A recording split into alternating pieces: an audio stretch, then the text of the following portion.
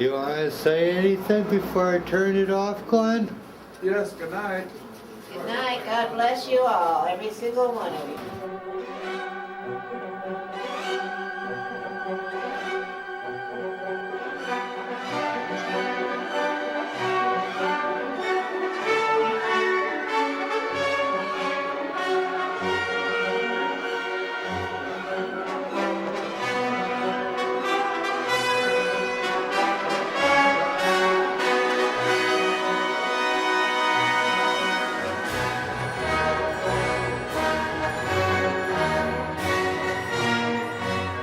Mercy TV.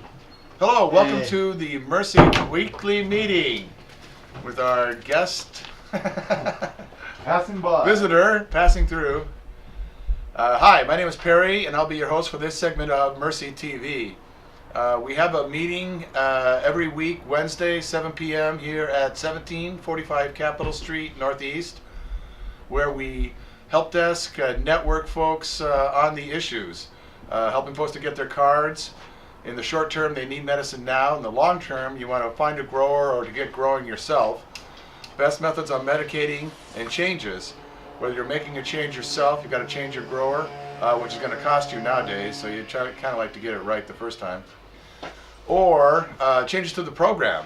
There's dispensaries are coming online in March of 2014. PTSD or post-traumatic stress disorder is going to be one of the qualifying conditions after January. So we'll add that to the list of information that we educate folks on.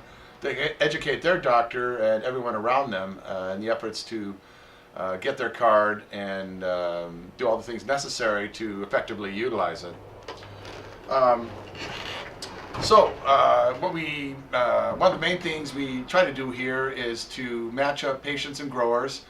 We always ask at our meetings and pretty much with all our contacts during the day, is it a patient looking for a grower? And I think we have some here tonight. How many? One. And is there any growers that, particularly ones that can take patients? How many growers do we have here tonight? Just the one. And do you have any patients, a room for patients? Not at this time. Not at the time, yeah. But you can get information on what you would want to talk with on the grower candidates that we are able to hook you up with there. And the main things are, of course, the grower is going to want to know at least how much medicine you're going to be able to, that you're going to need, and how much support, i.e. financially, you're going to be able to provide help with there. And so start with those, and the rule of thumb is to, kind of look at what your situation is now. How much medicine you're using now. What are you, be it the black market, granted, in most cases, but what are you paying for that? That's what you should say. That's what you should figure you can budget for your grower situation there. And then there's the other aspects. I've only heard this in one case, but there's one case where you want to make sure about certainly, and this will probably come out in the conversation, about when and where you're going to get your medicine, having it delivered to you, meeting someplace, going to there and getting it, how often, is there any specifics or parameters around that? I've only heard of one case, but one grower would cut the plants and hand them to the patient there. The patient got to cure or dry them, which in cases where they couldn't have the grow there because of the smell, they had the same problem. So that wasn't going to work for that patient in that case there. But I've only heard of that in one case. But little things like that you want to make sure of. What's normally the situation is that the patient needs medibles or something, needs processed, but like oils or tinctures, something like that.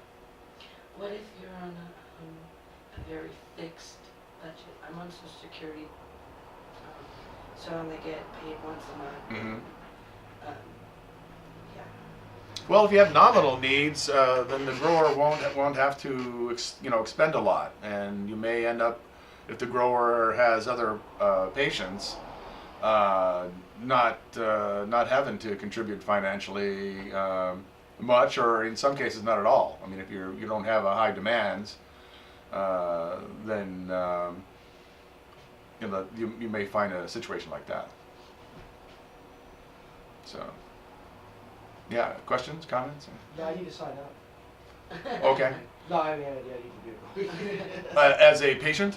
Yeah. Okay. I was diagnosed with PTSD 2 years ago. All right. We'll start getting your documentation together. Well, he's had heart surgery. Mm-hmm. He's had literally his collarbone, the whole chunk was gone. He has a metal plate with 8 screws through it. Okay. Right under the skin. Very painful.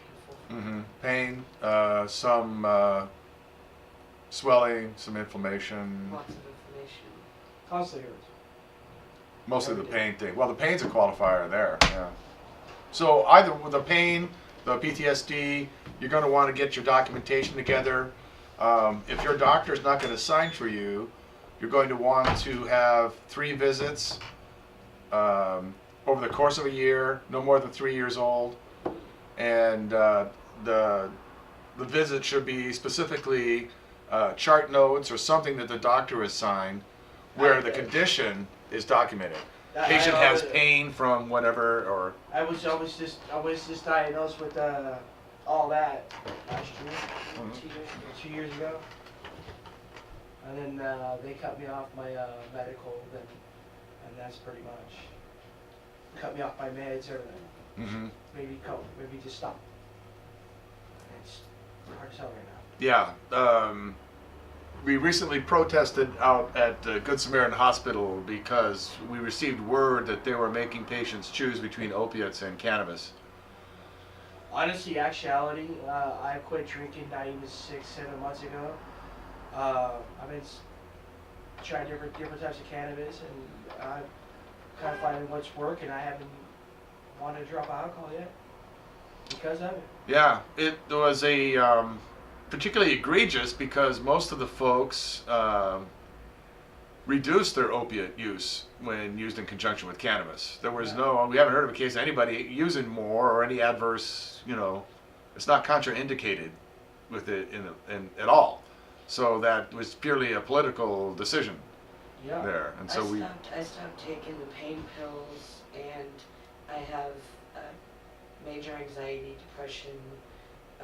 There are a few other things, and the medicines were just messing my health up bad.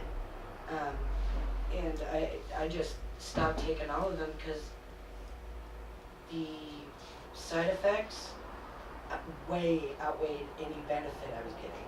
And they had me on such high doses, I was topped out, and I'm like, I don't like the way it makes me feel. It's not helping. Everything was getting worse. I don't like not functioning. right, yeah. And it was just, so I stopped, and I'm just doing smoking, or I've tried T-shirt and the oils, Mm-hmm.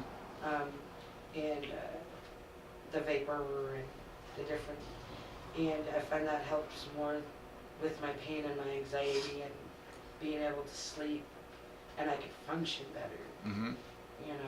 Helps me eat. No, it helps me have an appetite. Makes me not so scared to go out in public. Mm-hmm. Yeah, it's quality of life, as we refer to it here. It really improves that quality of life. The folks are debilitated under the, treatments that they're going through in cannabis. They're able to get up and go out and play, or, shop, or do whatever. Spend some time with the grandkids,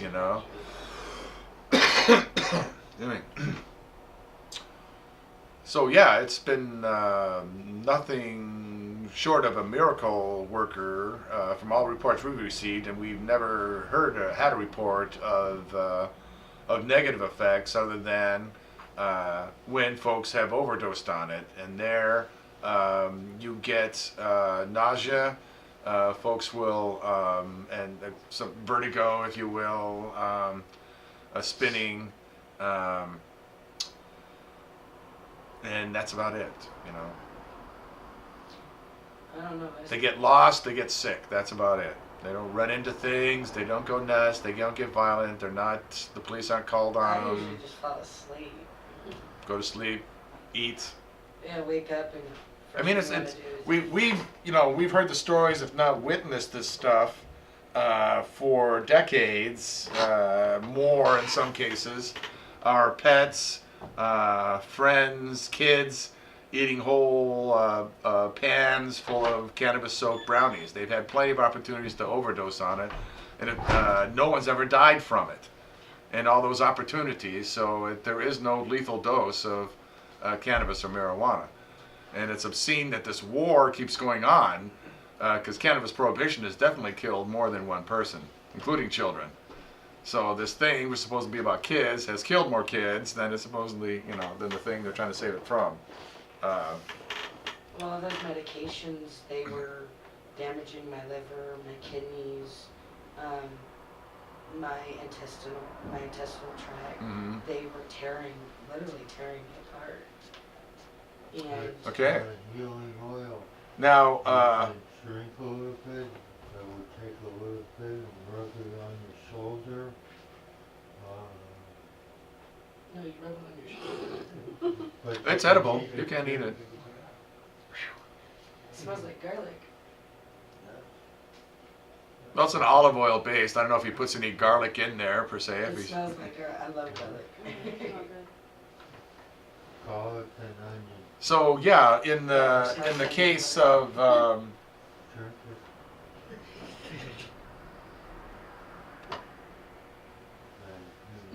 I'm allergic to onions.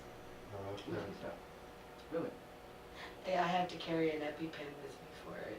in the case of folks that have conditions where they're suffering Brain joints, body pain, pain, things of that nature, spasms, all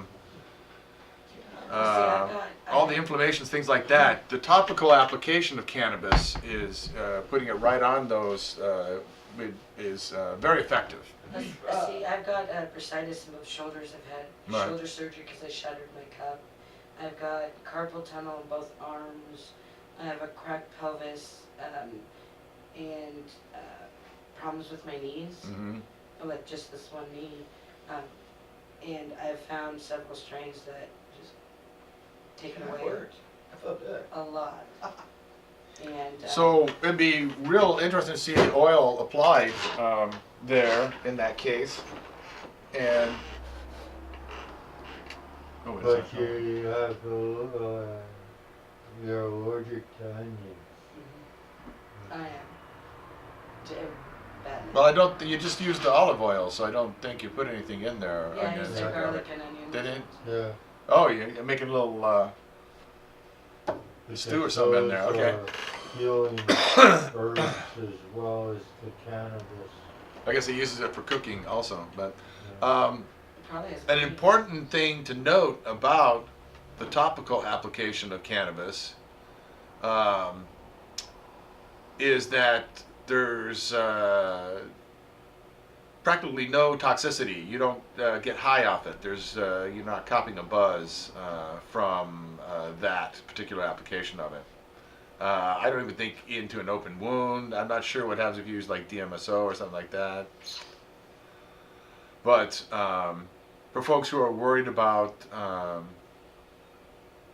the buzz getting, too affected that way from it, it gets right to your affected areas there, particularly those strained and stressed and broken bones, ligaments, muscles, and things of that nature there. So that's why folks suffering from migraines can get a lot of relief by rubbing it on and not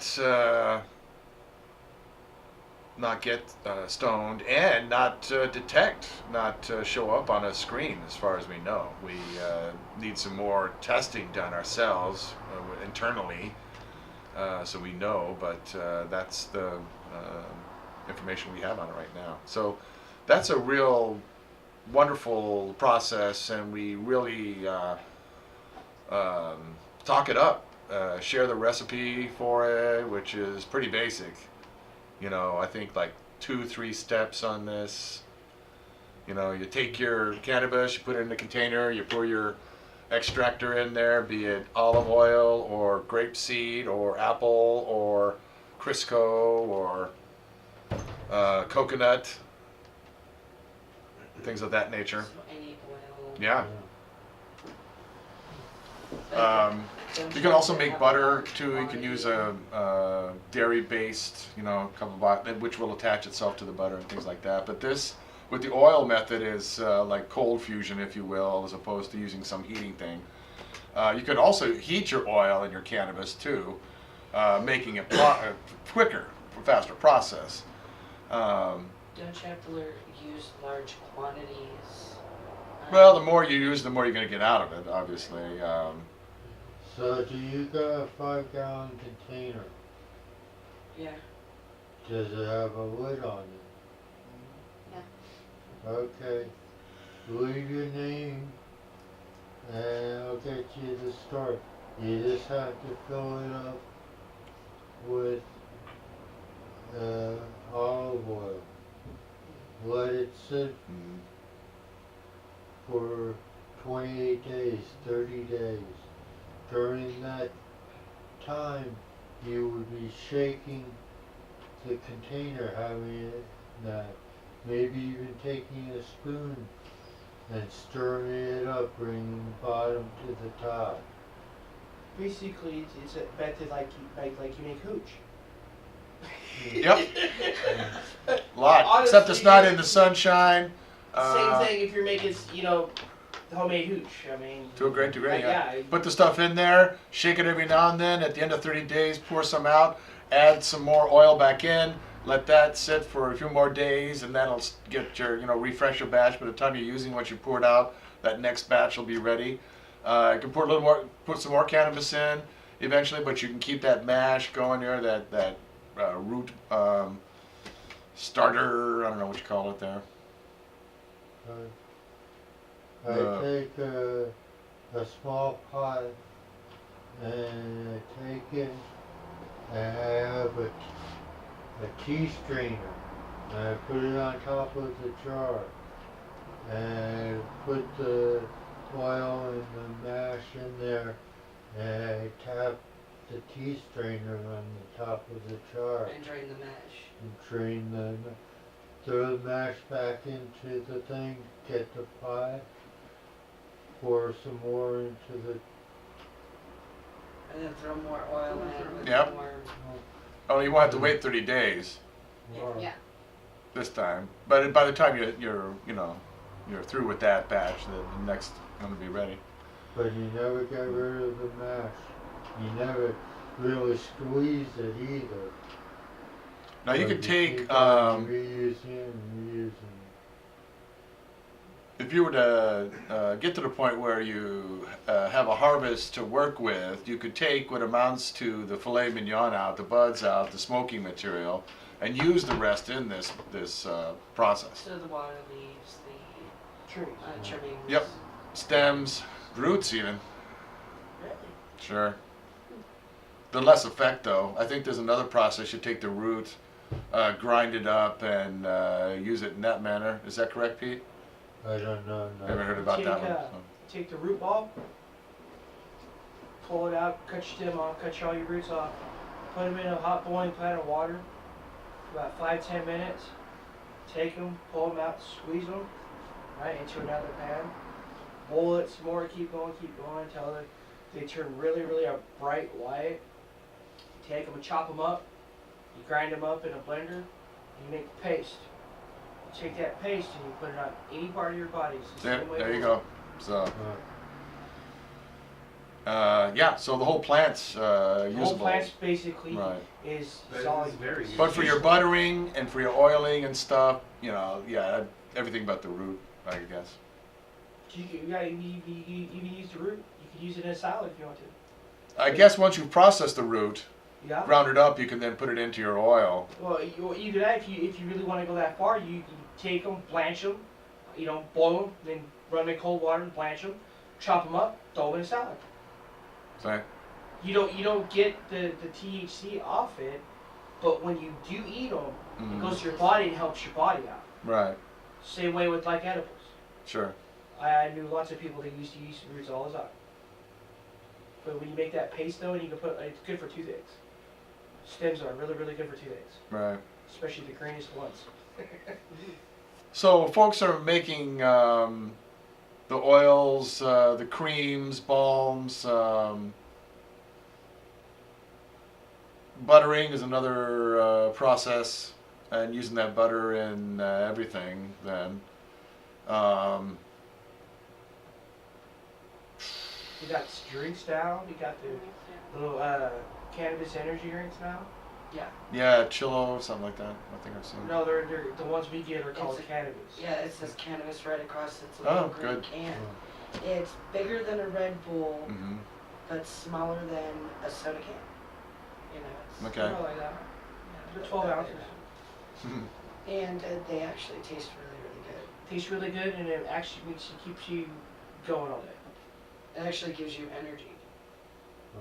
You know, a boost, but not like the 5 hour type thing Mm-hmm. where you just feel like, oh my god, I can't stop, and you can function with it. It's really good. Cool. I wanted to ask you about the grower thing. Yeah. I have a lot of questions that I want to ask the grower. Right. To find out. Some of the ones you said. And find out what strains they have Right. to find out which one works best for me. Now, I've heard from some people where you have to wait 3 months when you get the grower. Other people say no, you start getting product right away. What's the, Well, if the grower is General just for rule. you, if he doesn't have a garden yet, it's 3 months pretty much from seed to harvest, right, and done curing to the point where it's usable. right. You should probably allow, gosh, how many days? 30 days? Another for curing? If you want to go that far, 7 days the plant should be able to be smoked. 7 days you might got a little harsh taste to it, a little green taste to it. You can tell if it was grown in dirt or if it was hydroponically grown. Did they rinse the plant a few weeks before they harvest the plant? Does that make a difference? Yes. Big difference. Towards the end there, yeah, you should give the plant pretty much just water. Just water. Flush it out of its Any system. nutrients in it. And upon harvest, you want to hang them, let them dry out thoroughly in an even manner. I won't ever be growing. I kind of kill plants, so that's not. Well, hopefully your grower won't be pressured into trying to hurry things along and giving you the wet stuff. I was just, being new to, used to doing it, on the wrong side. Now I'm on the right side. Yeah. And Yeah, that's kind of weird. it does. I'm like, maybe that's Really why I feel does. like principal's office. But is it just specific of the grower? What should I expect from a grower just as a standard? Is there a standard? No, unfortunately, there's no guidelines or anything. Those 2 items you want to make sure of, and all the other things that you're concerned with. Certainly strains. Ask about the strains they have. Certainly, you'd like to start getting something right away. Hopefully, they've got some patients already. They've got some plants already harvested, and so forth, and to accommodate you. but it depends. It's very hard to get growers here. It's very hard to get growers, people to grow involved if they're, especially if they're quality. The good ones aren't here. They're not looking to pick on patients. They're taking on, you know, they just want to take care of that thing there, and they're not out to do excess for any reason. They're not out to be a member of the culture, a player, a winner of any award for the Hoochie, whatever, Gucci Smoke of the Month there. They don't want to, you know, any of the cups that are happening Like here. they have up in Canada. Well, here in Oregon, in Portland, Oregon, there's, yeah. yeah, They have down in California too. for example. And so, yeah, I mean, it's a tough thing to find the right grower for you. Now, on the other end, say you find a grower, you guys come to an agreement about, you know, if it gets delivered or shipped, or if you pick it up, you know, get it all panned out, and then down the line, you know, you're not satisfied, it's not working for you, you know, the person is unreliable, or instead of it being delivered like you guys agreed, you have to go out of town to pick it up. Mhm. You know, the date isn't the same, everything is erratic. What can you do about that besides just get another grower since they are so hard to find? That's about it. Grow it Things happen. I yourself. mean, It's not that hard. Oh, dude, she killed a fake plant. Seriously. that's why we You have to do the dust stuff up those front. too. No, she sprayed bleach on it. She sprayed bleach on my ficus plant. I've had this ficus tree for like many years. I didn't know that bleach was bad.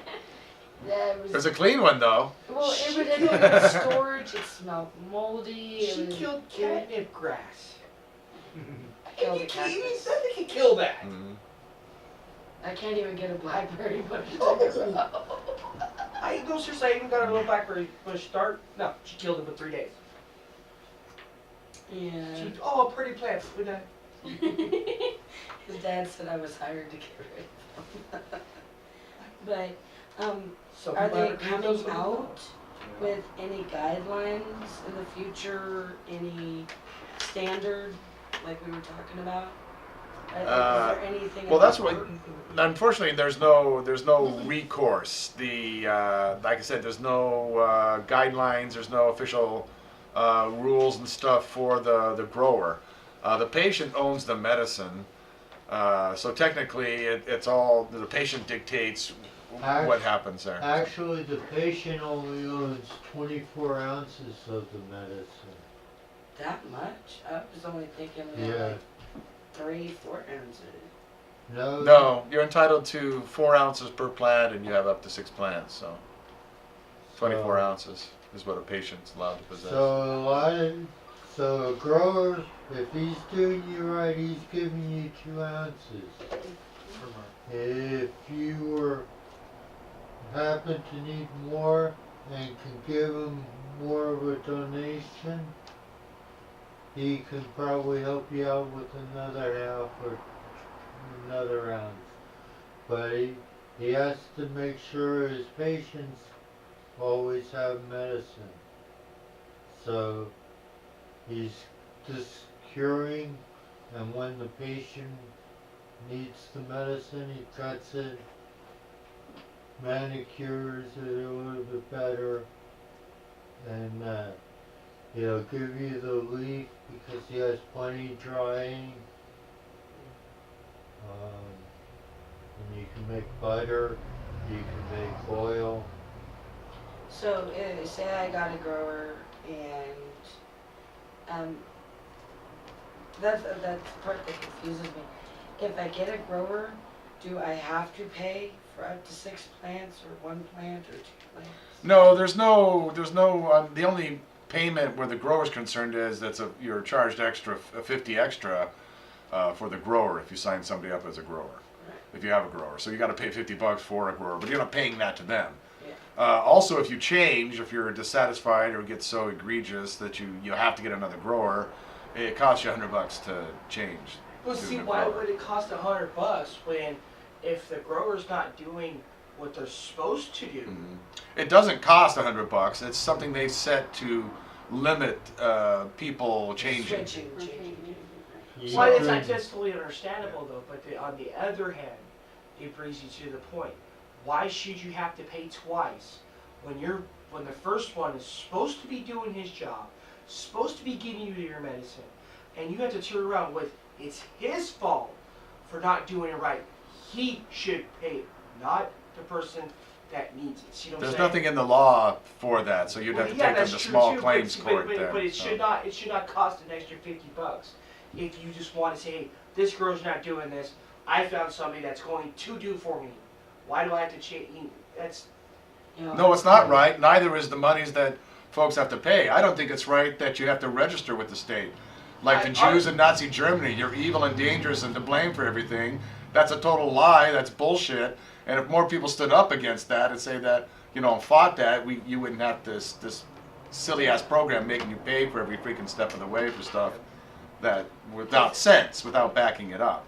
And these are the things I want to find out. like I Right. said. So being on no, the you good want to make side. sure of your grower beforehand and get all these things in line, which is why it's going to be difficult because most of the folks offering to be your grower are probably not going to be the best ones for it. So the folks that came here and saying, hey, I want to sign up, I can take on all these patients, I'm the top grower in all the world and all that stuff, those are the folks that didn't pan out, and we never heard from them again. All we heard was from the people we signed them up with, who came back and said that guy was, the stuff that he brought that night and everybody tried was not what he actually produced. It may not have even grown it for all we know. Hell, it's the old bait and switch for this thing. They get folks signed up, they get a crop, they go sell it, they disappear. Back to California in some cases. yeah. I mean, with her, So. she tries everything, and I try it because I'm gonna go progress with mine. I need to find out what's gonna be good for me. And that's another thing. Just finding a grower, having one that's going to have the particular strain you're looking for. You can get in there close. Everybody's got the same things. Everybody's got pain. Everybody wants to get some sleep. So you got your sativa for your day use, and you got your indica to put you to knock you out there. I just want So. to have something that'll be where you can go out during the day. Right. So you know, want your we can sativa. You do usually it. want it in something that you can dose relatively frequently. So whether to put it into joints, the smoke material, or your little vaporizer units, or your little oil habits, or you put it into medical form and just eat a little bit of it at a time during the day. But your nighttime is probably some indica. You've got it really really high potency. You'll probably have it into again, a medical of some kind, or something that a tinctures, glycerin based, or cookies. Again, that or make your whole evening meal there when it's butter, a little spaghetti, and so forth. There. Well, I have a question. The olive oil, boy. My culture, the constant hurts. Does it hurt now? Oh yeah. Would you Still like to hurts? try some more? Would you like? Are you sure? What was I just gonna ask? I had the question going through,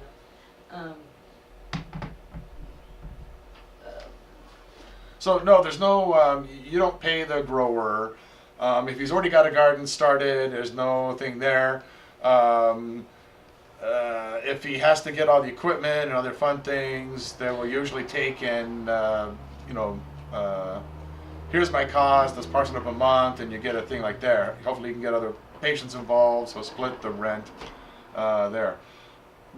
You're allowed to reimburse your grower. So anything that he has a bill for, anything he has paper, the electric bill, the water bill, a grow store, mortgage, anything he can produce an invoice for, you can reimburse them for. It's the labor that you're not, that won't fly, that's not covered under the act. right.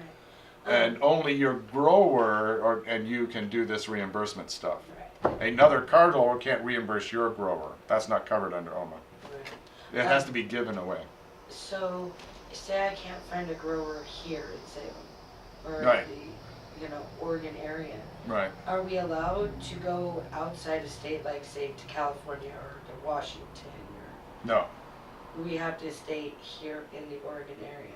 There's no reciprocity between states. Soon, however, in Washington, it'll be legal for adults over 21, so you can go up there in that case, get your cannabis. As soon as you cross the border, you've got your Oregon medical card, so you're Matter of fact, I okay voted to for carry. that. Sorry. Yeah, we did. I voted for the legalized marijuana. Colorado, hell, California if they get it. Oh, yeah. Should be just legalized everywhere anyway. But you got to drive through Nevada and No, you don't. You can go up and around. but no, unfortunately, there's no reciprocity. Your grower, your grow site must be in the state.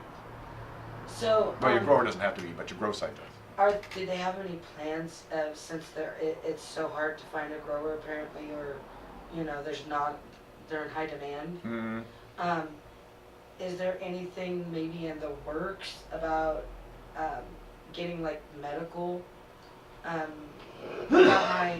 my card, paperwork and everything through THCF? Mm-hmm. In Portland? And, Yeah. they came to Salem, Oh, really? today. God, I wish they'd tell us the freaking schedule. We'd be happy to broadcast I've had it. it for 2 months. Todd says? They're Sorry. the Best Western over. Oh, still doing the Best over by- Western, huh? Yeah, over Matter by of fact, Costco. that's where I know you from because I was watching your show. Oh, okay. That's right. You Oh, were welcome back. on the screen. You had made a comment, or one of the other gentlemen made a comment about how one guy that you guys had a video of him. He was talking about the undisclosed grow houses over in Southern Europe, and how the one guy looked like Mr. Rogers. It was back in February or something like that. I don't remember that story. It was February 15th, 2013. No. Drawing a blank. Grows in Europe. Grows in Europe. Yeah, there's 3. We're always talking about the stuff Was that's happening that there. So. when Traveling Bill came back from Amsterdam? Well, I got to catch part of the. Oh, Trucker Bob? Yeah, that's who it was. Trucker Bob, when he came back from Netherlands, yeah. That's who it was. That's who, yeah, he said. Okay, I can remember that there. Who's So. that guy? Yeah, he and He they passed were. away too. Yeah, he passed away, and that was I'm sorry to hear that. his last appearance. Now we better make sure we save that. It's February 15, 2013. That's the date.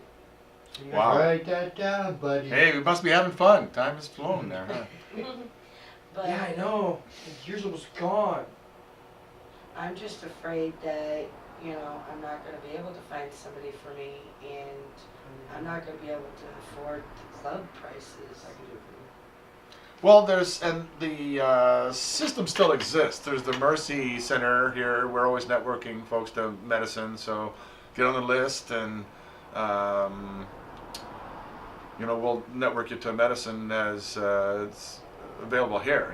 The thing about that is that folks can't say that hey, I want an ounce or this, and here I just put my money down, and in that manner, there's no exchange for consideration. So it's the more we talk about weights and amounts, dollar amounts, the more that makes it like it. So the less of that is necessary. We hand out clones. We hand out big batches of them, and hope that folks will bring them back. And it come to pass. If we go back and look at some of the other shows, we've had the Clone Ranger come in to the meetings like this. Someone we gave some clones to months back, forgotten all about it, and they show up one night, night after night. Actually, we had about 6 months there where we were getting this person we called the Clone Ranger coming in with clones. Then it got other folks to do it too. That's where you get your strains mixing around there. And folks are always looking to folks that have been at this for a while. It seems to me. as I'm going around talking with people in their garden and so forth, at one level or another, I'm trying to get them a patient here, or I'm looking to get them some resources, or they, want to stop doing this, or they want to start doing this, one end, either end of the spectrum. They want to expand, they want to shrink down. That you're usually, the strain usually only goes for so many years.